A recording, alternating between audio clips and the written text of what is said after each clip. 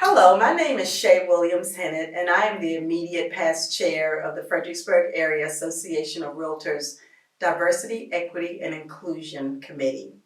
Today, we are going to have a discussion about DEI, and I have two wonderful people here with me today, and I'm going to let them introduce themselves. Well, I'm Randy Walther. I was the vice chair of the committee last year, and I'm going to be the chair this year. In addition to that, I'm going to be the president-elect for 2023 and the president in 2024 of FAAR. Hi everyone, I'm Leslie Frazier. I'm the Senior Vice President of Community and Industry Relations at Virginia Realtors. And I did forget to say that I will be the chair of the Virginia Realtors Diversity, Equity, and Inclusion Committee this year. So I'm looking forward to that. We're going to have a discussion mainly about people with disabilities today. And we want to make sure that we can explain a lot of things that people have had questions about or wondered about. But in addition to that, for the purpose of this video, we're talking about physical disabilities. We are very aware that there are many disabilities, many things that fall under the word disability, but today we're going to mainly address physical disabilities. So right now, we just want to talk about any elements of disability, and we're going to let Randy speak first, and then after Randy, then Leslie will answer the question. Well, the DEI really stands for diversity, equity, and inclusion. And as we got to talking about doing this particular video, we just realized that disability, equity, and inclusion is a whole nother layer of this kind of committee. Because disability affects everybody, just like diversity affects everybody. So I think it makes sense to draw that distinction, but yet see that one is a subcategory of the other, basically. Definitely, I oversee our diversity, equity, and inclusion efforts at Virginia Realtors, and I've had the opportunity to work with a lot of our local association partners, other state associations, and national association. And I think there's so many different elements to diversity, and oftentimes we talk about race, age, sexual orientation, gender. There's so many different elements, and I think one that we often don't talk about are any kind of issues impacting disabilities or people who have disabilities. And I grew up personally with a father who was disabled, and it really impacted kind of everyday life for us, which eventually became normal. And I don't think a lot of people that I work with DEI know that. So it's very fun for me to be here with you all today talking about something that I really grew up with and that is very personal to me. Awesome. So that was a great segue into my next question. At this time, I'd like for you all to share your experiences. Randy, with you having a son who is disabled, and then also Leslie, with you being able to reach out and telling us about what you went through with a father with a disability. Okay. All right, I'll start off on that. My son Jake had a motorcycle accident 17 years ago that left him disabled essentially from the shoulders down. So he is a high-level quad. And because of that injury, we've had to do things like adapting the house and all that, but really because of that injury, it made both me and my wife Kit totally aware of how things are for a disabled person and how are things even for the family members, because there's unfortunately a stigma attached to being disabled. And if we go all the way back, and this has been a little bone of contention that we've been talking about, the word handicap has been applied to this situation more often than disabilities. And handicap brings a mindset along with it when you say something, as opposed to disability, which gives you a little bit broader field to work with, I think. So having Jake living with us when his injury happened,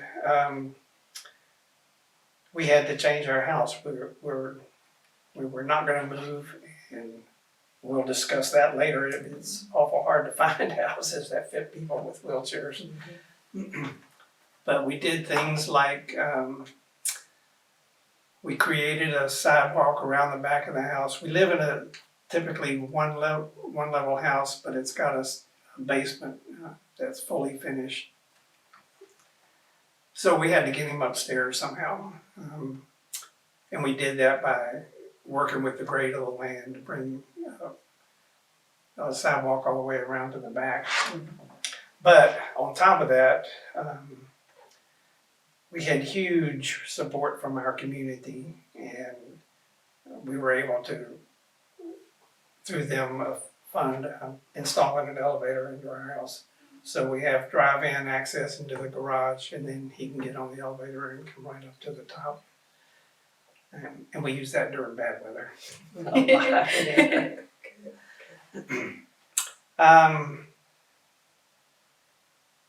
I think getting into the whole idea of living with somebody is a whole nother can of worms. Definitely. So I'm not going to elaborate too much on that yet. I think that's going to come out as we just start talking about issues with disabilities. And I think the fact that you grew up with it had to have some kind of influence as to how you handle the situation. Definitely. So my situation's opposite Yeah. of Randy's. So a little background on my dad. My dad was a Vietnam veteran, but he got paralyzed due to a swim accident. Kind of imagine you're 19, right? You're in the prime of your life. You go swimming in the Atlantic Ocean because you think you're invincible. You get caught in a current, snapped your spine, and somehow you survive, right?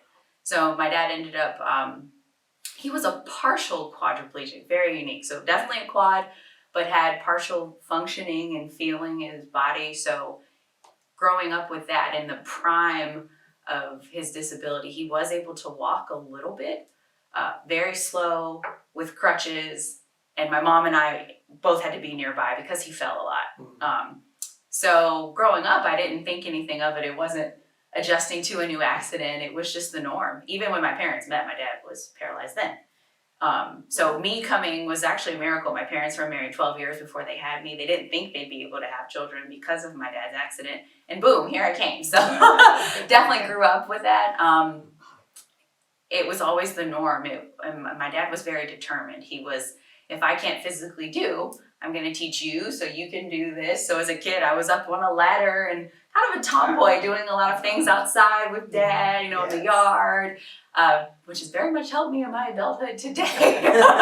But it was just fun for me. He called me his legs. So as a 5-year-old, 6-year-old getting the wheelchair out the car, I just felt excited to do it. Didn't even know that it wasn't normal. Right.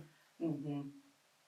That's interesting because one of the things that has motivated us is how our son has handled this, and he now owns his own fireworks business. Nice. And he calls his helpers neck downs. I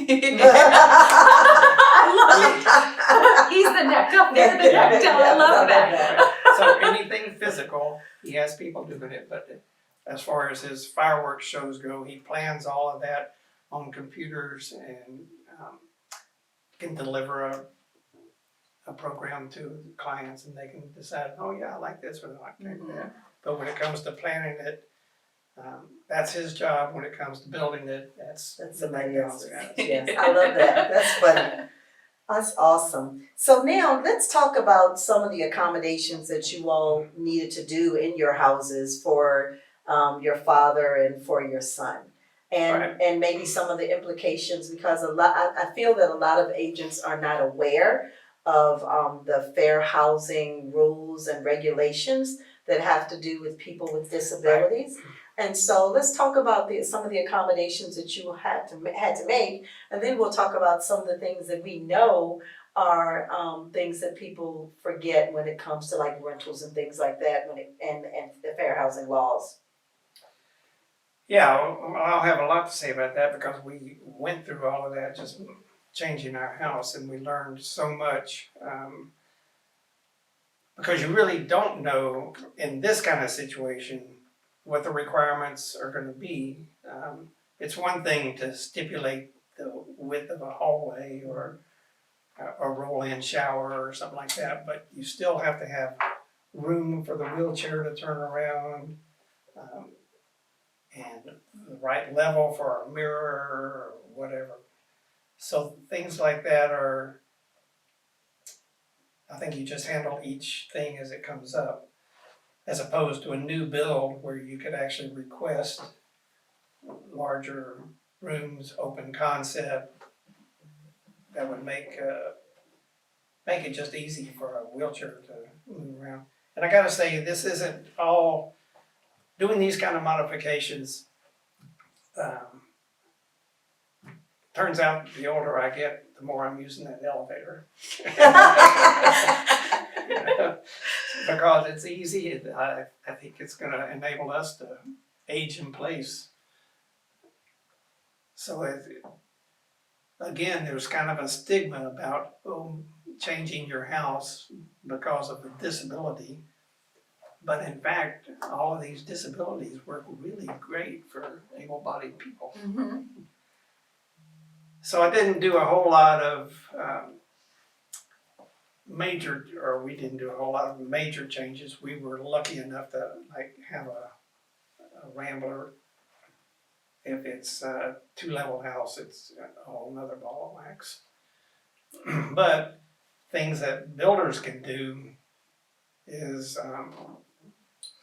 literally on an upstairs in a closet, if the downstairs has some kind of closet or just an empty room, that makes a shaft automatically for an elevator. And luckily that's what was with us. We had a garage level drive-in, and so we just took out part of our, I guess it was a hallway at the time, and we're able to just drop the whole thing down. So little things like that can make a huge difference, and as I said, able-bodied people can enjoy the whole thing too. And definitely, for me, because I grew up with the house that we custom built to make sure it could accommodate anything my dad needed, all of that was in existence before I was born. So I'll do my best to recall what was probably amended versus what I just perceived as normal. So my parents built their house in the 80s before I was born. So we did have wider hallways. We had, every door was widened so that the wheelchair could pull through. One of the main bathrooms was definitely custom, so my dad could roll in there, brush his teeth, shower, anything that was needed. As I mentioned, he could walk a little bit, at least earlier in my life.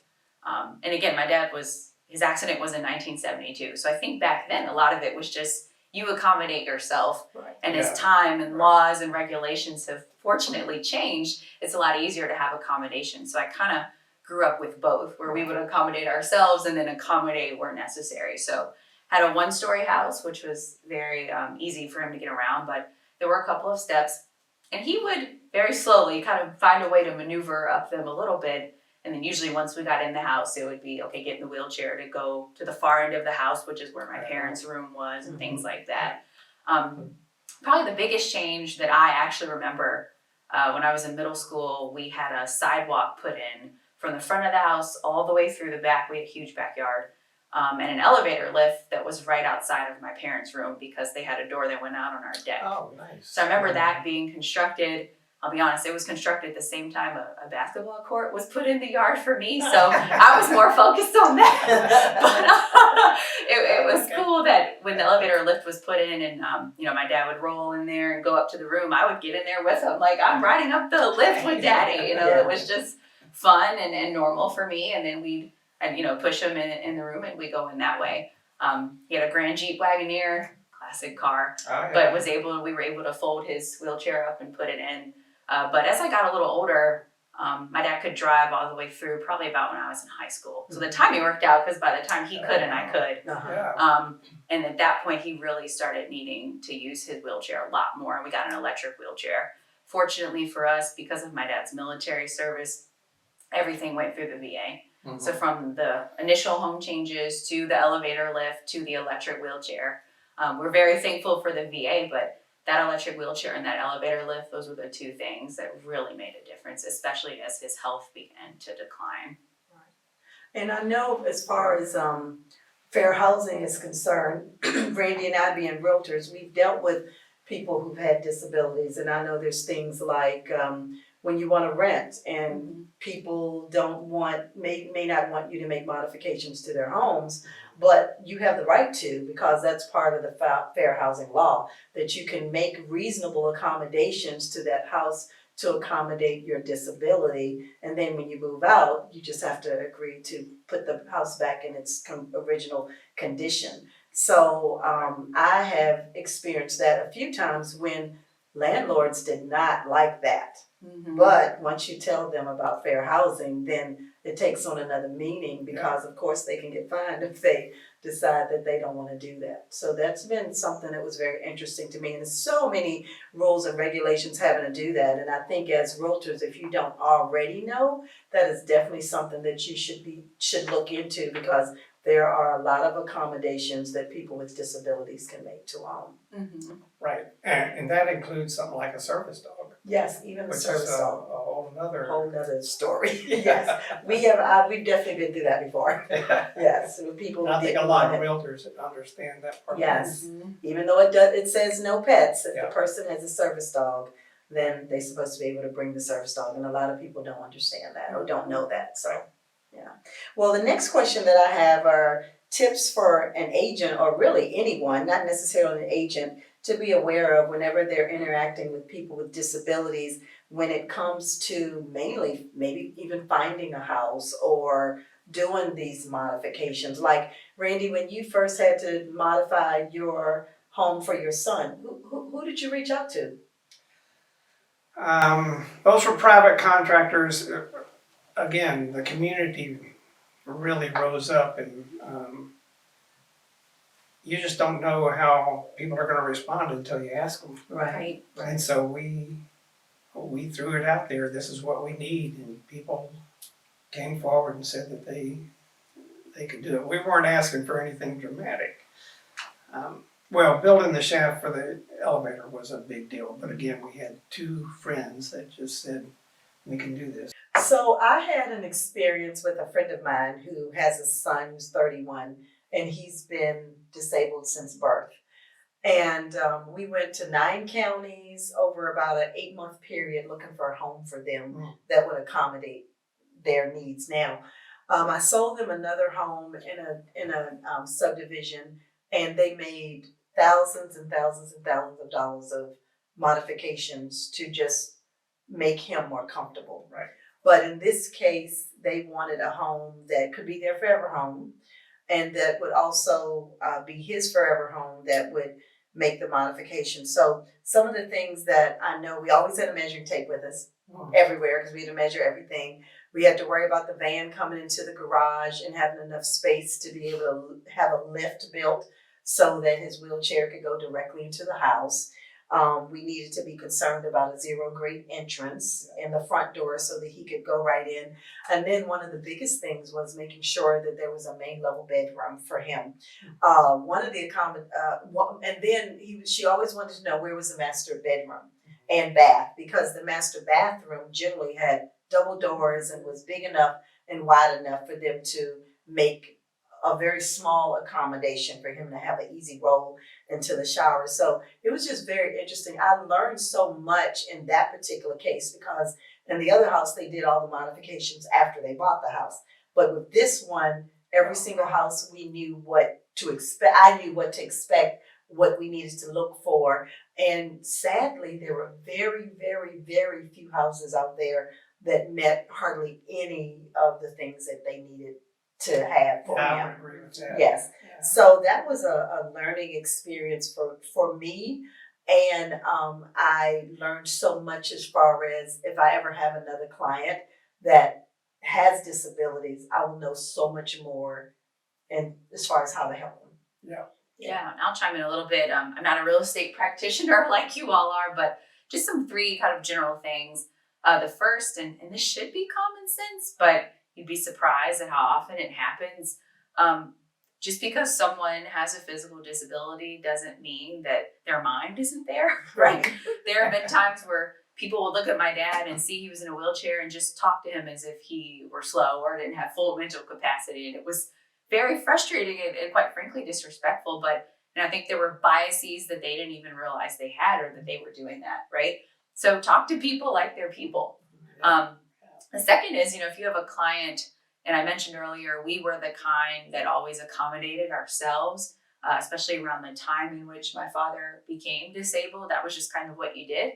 So you may have clients who don't want to be burdensome or feel like they are if they ask too many questions or for too many accommodations, or maybe don't even realize that they can ask. So ask your clients questions to see what they need, but also keep in mind that, you're going to be, or oftentimes might be more of the advocate for them than they are. You don't know what you don't know. And a lot of clients, we would have been this way, didn't know that we could make accommodations.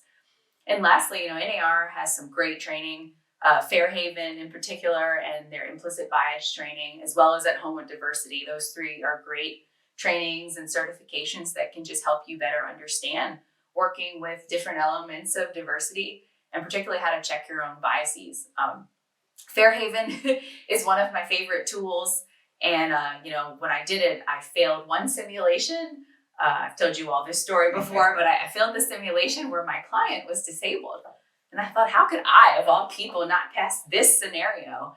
And it's because I didn't realize we could have asked for those accommodations, and I therefore didn't do that for my client, largely due to how I grew up. We always accommodated ourselves. So I learned a lot that will go a long way from that training, and I encourage you all to check it out as well. Thank you. And lastly, we have our last question is just talking about, in general, how can our association, agents who may not know, and just people in general, what can we do so that they can be more equitable and know more about dealing with persons with disabilities? And I'm gonna go back to you first, Leslie, because I want you to mainly talk about the difference, because Randy and I know we've experienced this at our committee where somebody said, isn't equality and equity the same? And we were like, absolutely not.